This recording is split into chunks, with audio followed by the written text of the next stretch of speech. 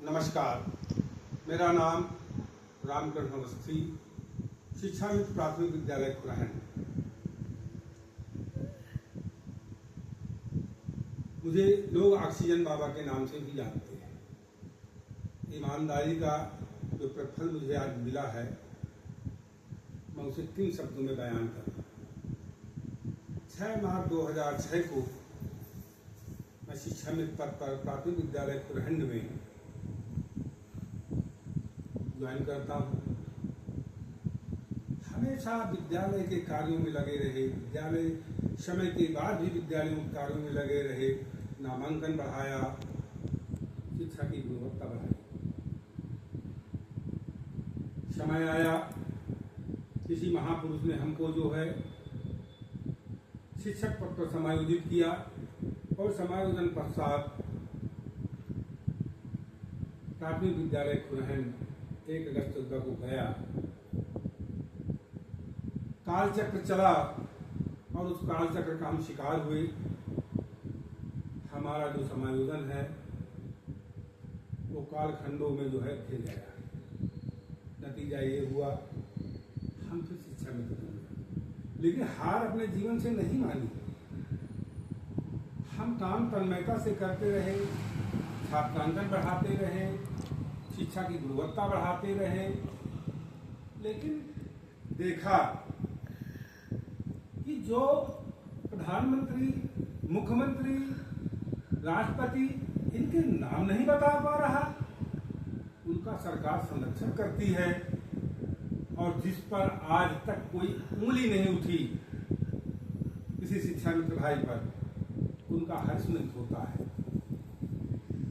मानदेय कब मिलता है, इतने से परिवार कैसे चलता है, ये सभी अच्छी तरह से जानते हैं। लेकिन इसके अलावा हमें 14 की जगह 11 सीएल मिलते हैं।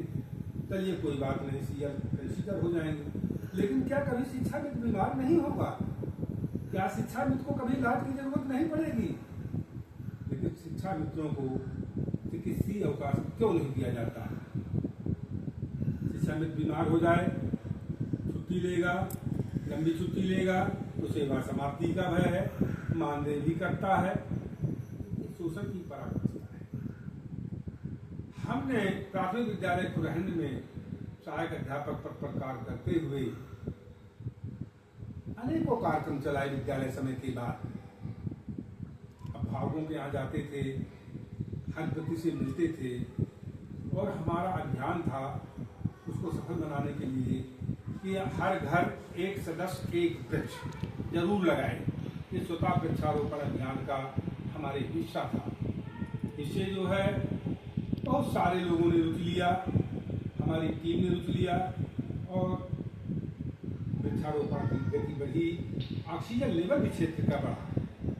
दूसरा अभियान हमारा था कि पौधारोपण, वृक्षों की जो है पूर्ति होती रहे, तो हमने गुठली बैंक की स्थापना की। उससे हमें निःशुल्क जो है पौधों की प्राप्ति होती रही। तीसरा अभियान हमारा था मोटा अनाज, सेहत का राज, मोटा अनाज। और अगला चरण था कि योग को प्रतिदिन अपनी दिनचर्या में शामिल करें। इनमें अपार सफलता के बाद जो घर की चक्की हम लोग छोड़ चुके हैं, घर की चक्की चलाओ, सभी रोगों से निजात पाओ, पैसा बचाओ, स्वास्थ्य भी बनाओ।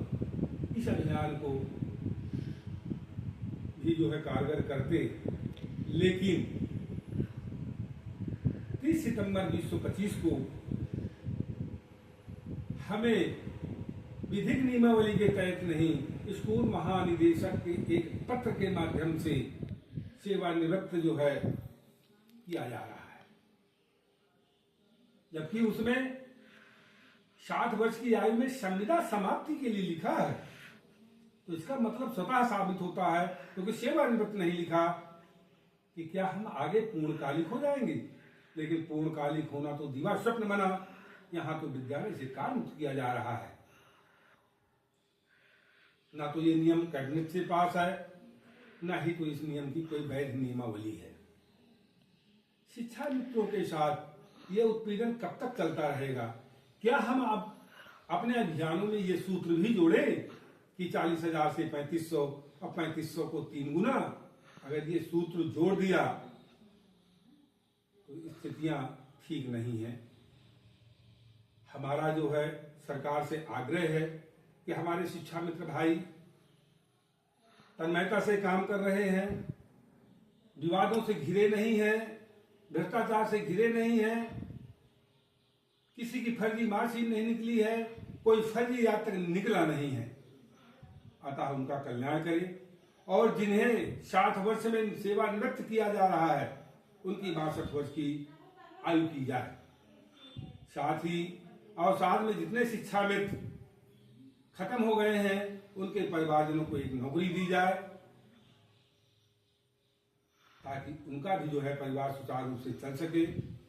और हम तो यहां तक आग्रह करते हैं कि 2017 से जब तक हमारे पद को होल्ड कर दिया गया है, हमें प्रत्यावर्तित कर दिया गया है, वहां से सभी को जो है वो मिलना चाहिए, एरियर मिलना चाहिए। इन्हीं शब्दों के साथ मैं विराम देता हूं। जय हिंद, जय भारत।